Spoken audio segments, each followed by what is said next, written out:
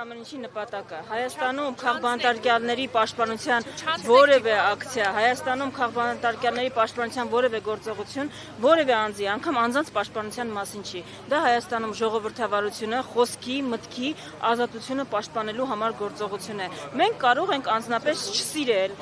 որևէ անձի, կարող ենք համաձայն չլինել նրա արտահայտած տեսակետի հետ, բայց մենք պարտավոր ենք պաշտպանել մարդու ազատորեն իր տեսակետը արտահայտելու իրավունքը։ Դրա մասին է։ Հիմա ինչ է տեղի ունենում 30-ից ավել անձինք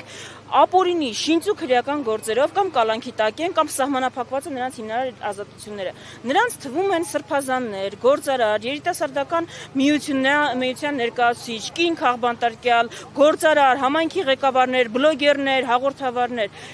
Ամեն մեկը ունի իր շրջանակը, ունի իր հարազատները, բայց կարիք կա համակարգային կերպով այս մարդկանց իրավունքների խախտումների մասին խոսելու, ձայն բարձրացնելու, որովհետև եթե մենք դա չենք անում եւ իշխանությունը գին չի վճարում քաղբանտարկյալների թիվը ավելացնելու համար, այս ամեն ինչը անխուսափելիորեն հասնելու է մեզնից յուրաքանչյուրին։ Դրա համար այս ակցիաները այդ միտում ունի ուշադրությունը հանրության հրավիրել այս խնդրի վրա։ Լսումները միտում ունեն ոչ միայն հանրության, այլ նաև միջազգային գործընկերների ուշադրությունը հրավիրել այս խնդրի վրա, որոնց իրենք հրավիրվել են, այսօր դատախազնել, եթե չեմ սխալվում, հրավիրվեց։ Իրենք պիտի պատասխանեն հարցերին եւ մենք պիտի ցույց տանք ինչպես է օրենքի հետ բացարձակ կապ չունեցող մեխանիզմով այս բոլոր մարդիկ հայտնվել կալանքի տակ։ Դրա համար է լսումներն են, դրա համար այս ակցիաները, դրա համար երբ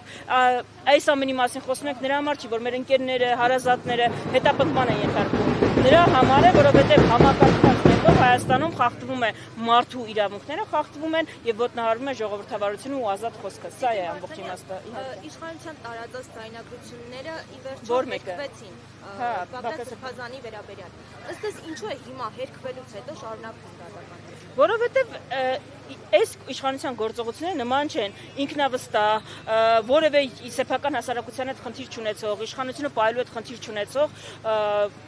իշխանության գործողությունների։ Ռեպրեսիաները վկայում են մի պարզ բանի մասին։ Իշխանության համար խնդիր են բոլոր են առաջին հերթին կառույցները, որոնք կարող են ապահովել մոբիլիզացիա։ Դրա համար կուսակցությունները, եկեղեցին, հարվածի տակ է։ Խնդիր են նաև անհատները, ցանկացած անհատ։ Տեսեք, կլինի դա զոհված ծնողների միավորում, թե կլինի Բագրատ Սրբազանով կարողանում է մոբիլիզացիա ապահովել։ Իշխանության համար խնդիր է։ Ինչու հենց օգոստոսի 8-ին ընդառաջ ձերբակալվեցին, հրապարակվեցին այդ ձայնագրությունները, թարգմանվեցին անգլերեն ու հրապարակման արեցին, մարդիկ ձերբակալվեցին։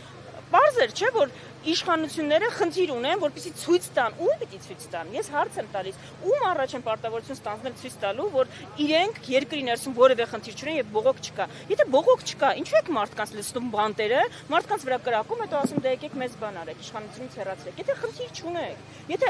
որևէ խնդիր չկա, մարդկանց վրա ինչու են կրակում։ Մարդկանց ընդդիմության առաջնորդներ կլինի, բոլորը, ովքեր շարժման առաջնորդ են եղել, հետապնդվել են։ Քրեական գործ կա։ Համայնքի ղեկավարներ, 14 համայնքի ղեկավար ընդդիմադիրով ընտրվել է, իրենք հետապնդել են։ Եթե խնդիր չունեն, որևէ վախ չունեն, այս բոլոր մարդիկ ինչու են հետապնդվում։ Հետապնդվում են, որովհետև կարող են սպառնալիք հանդիսանալ տարբեր ժամանակներում։ Տեսեք, երբ ասում են սպառնալիք, դա այն չէ, որ հենց հաջորդ օրը կարող են իշխանությունը փոխել, բայց իրենք կարող են մարդիկ մոբիլիզացնել եւ դրանով վտանգավոր են իշխանության համար։ Տիկին Վարդանյան, կալանավորված անձանց խափանման միջոցները հերթով փոփոխվում են, այսօր էլ 3-4 հոգու խափանման միջոցները փոփոխվել են։ Դա լավագույնը ցույց է տալիս, որ սա դասական քաղաքական հետապնդում է։ Ինչ են մեզ ասում։ Ձայնագրությունները հրապարակեցին, ասացին, որ իրենք ամենավտանգավոր ահաբեկիչներն են, որ կարող են աշխարհի երեսին գոյություն ունենալ։ Մենք փաստարկում էինք, որ դա նախ այդպես չի, ապացուցվեց դա ձայնագրությունների ամբողջական տարբերակների մի մասի հրապարակումով։ Երկրորդ ասում ենք, լավ, խափանման միջոցներ ինչու եք ամենախիստը կիրառել։ Չէ՞ որ այդ մարդիկ ուր պիտի գնան այս երկրից, ասում են ոչ, իրենք վտանգավոր հանկարծ եթե ազատության մեջ ունեն ահաբեկություն կանեն, բա հիմա ինչ է փոխում։ Այսինքն օգոստոսի 8-ին էր պետք այս մարդկանց ահաբեկի չրչակել, բոլորին ձերբակալել ու միջազգային գործընկերներին ասել, որ ահաբեկչություն է կանխել, որպեսզի դիվիդենդներ ստանան։ Հիմա արդեն երբ հանրային ուշադրությունը թեմայից մի քիչ եղվել է, արդեն վերջել իրենք վտանգավոր չեն, բայց վտանգավոր ահաբեկիչներ եք բան արել, վնասազերծել, ո՞նց եք հերթով խափանման միջոցները փոխում։ Նույնը տեղի ունեցավ հոգեվորականի հետ ու վերագրվում էր ամենասարսափելի, չէ՞, մարդկանց գյուլելը եւ